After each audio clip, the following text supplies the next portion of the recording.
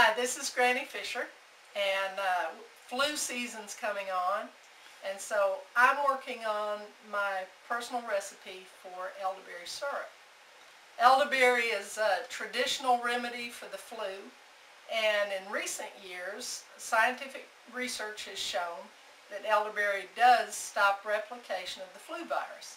My personal experience has shown that if my child comes home from school running a fever during flu season and I dose him with the elderberry syrup that night, the next morning he gets up fine, goes back to school. So I'm going to make some elderberry syrup for us to go through flu season with, and you can watch over my shoulder and learn how to make it yourself. Now the first thing you do is start a pot of coffee. That's essential. The second thing you do is boil your quart or pint jars to sterilize them before you put the elderberry in it. Now to make elderberry syrup, you need elderberries, you need vodka, you need honey, and you need some jars to put it in. Now there is an alternative recipe that doesn't use the vodka and uses almost twice as much honey. So I'll post that in the comments under this video. Okay, now to start with, you need elderberries, and we've done it both by picking wild elderberries and by ordering elderberries through the internet. And this year I ordered my elderberries because we didn't get out there to pick any. And they're not very expensive. It's about $9 a pound from Monterey Spice Company. And that's where I got my elderberries. The first thing you do is you take the elderberries and put them in a jar and pour boiling water over them to extract the juice, and then set it in the refrigerator for 24 to 48 hours to allow the juice to extract. And that's what I've done here. The elderberries are still in there, so I'm going to show you how to strain that and squeeze all the juice out.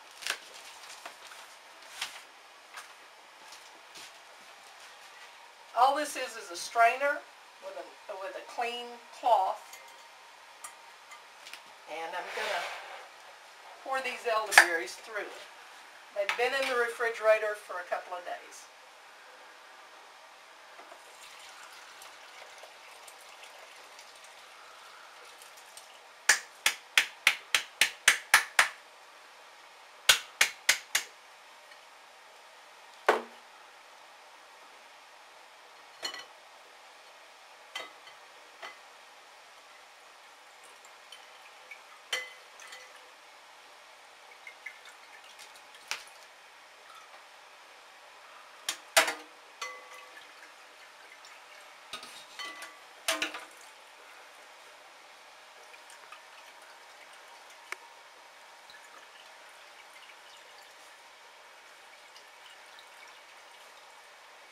You can squeeze.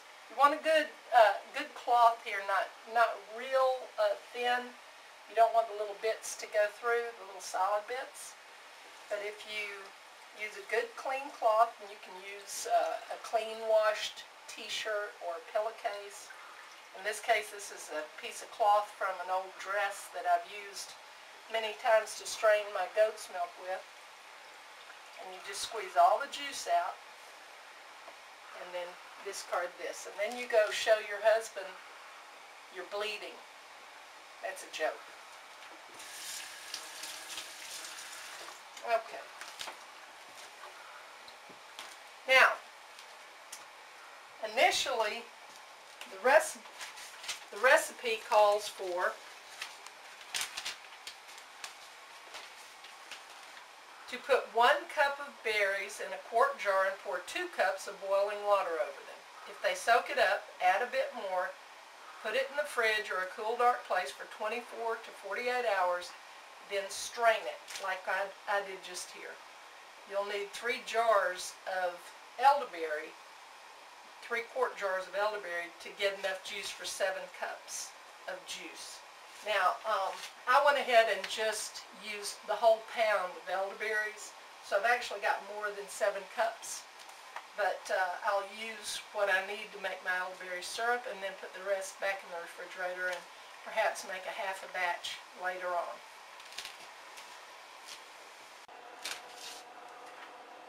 Okay, while I'm letting the elderberry heat up, I'm removing my jars from the boiling water, just like you would if you were canning.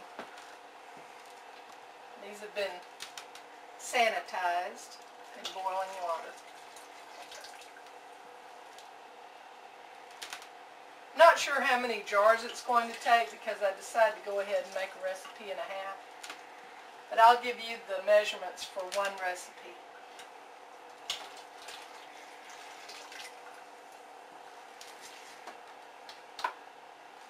Okay. You measure 7 cups of elderberry juice into a stainless steel pot and heat it up on the burner until it's hot but not boiling. You want it between 150 and 180 degrees. Then you measure, once it's hot like that, then you measure the honey in and stir it until it's completely dissolved. Then you remove the elderberry juice from the burner onto a cool spot and add the vodka and stir it until it's fully mixed and then pour it up in the jars. So you really only have those 3 ingredients: elderberry juice, honey, and vodka. Now in our case, I've got a jar of honey that my son didn't like from another town, and I bought a gallon of local honey from a beekeeper that I know. And the advantage of adding local honey to your elderberry syrup is that locally grown honey has a reputation for giving you immunities to allergies. So that's an added benefit. Now my hands are clean. I'm going to test this elderberry syrup and see if it's hot enough. Feels like it's getting pretty hot. So I'm going to go ahead and start measuring my honey into the pot. Now don't go by what you see, go by what you hear, because I'm going to give you the accurate measurements. But as I said, I'm making more than one recipe, so I'm adding extra honey. Now what you want is 8 3/4 cups honey. I'm just going to mix these in and then stir them up.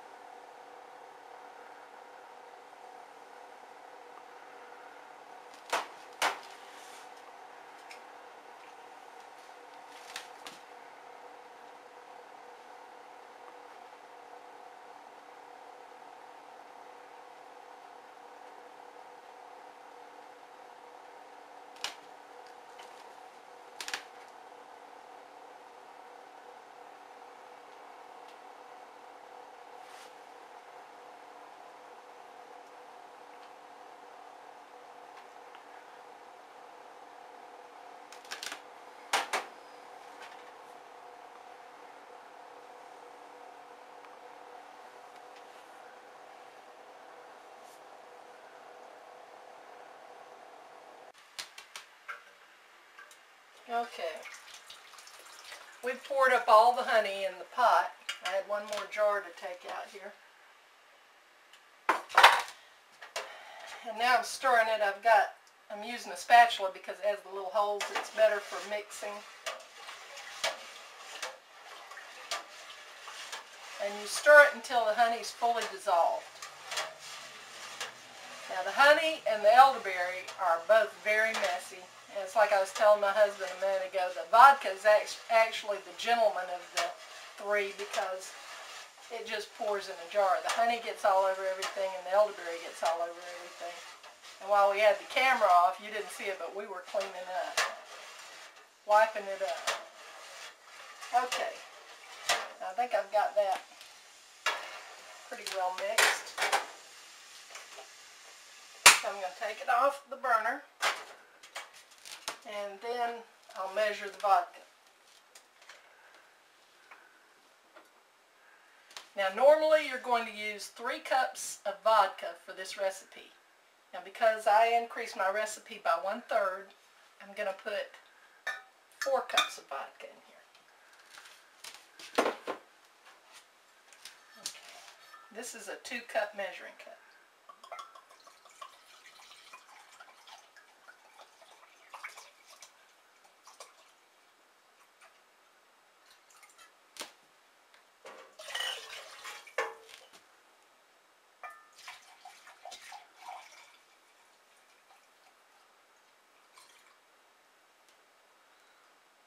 I used all of it, didn't I?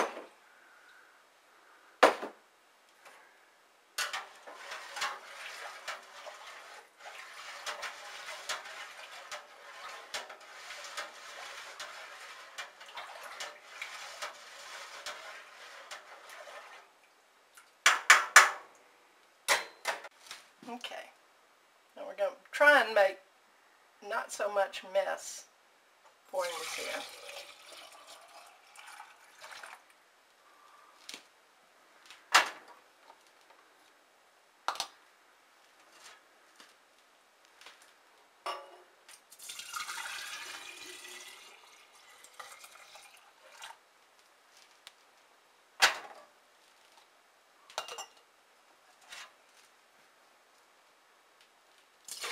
Oops, I made a big mess. It's going to look like somebody bled and died in my kitchen.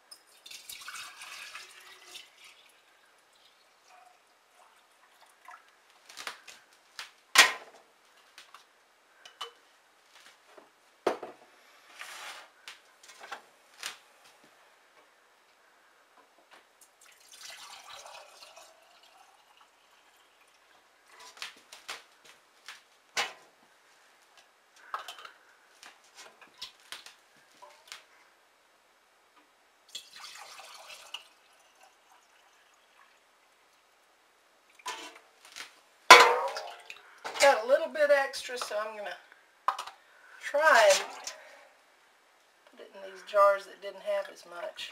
I'm probably going to have a little bit left over.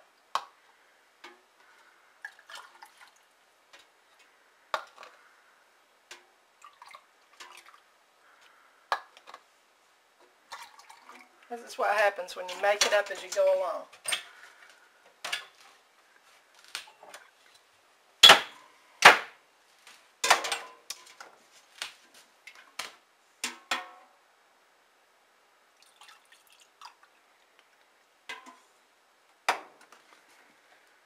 It needs a little bit more.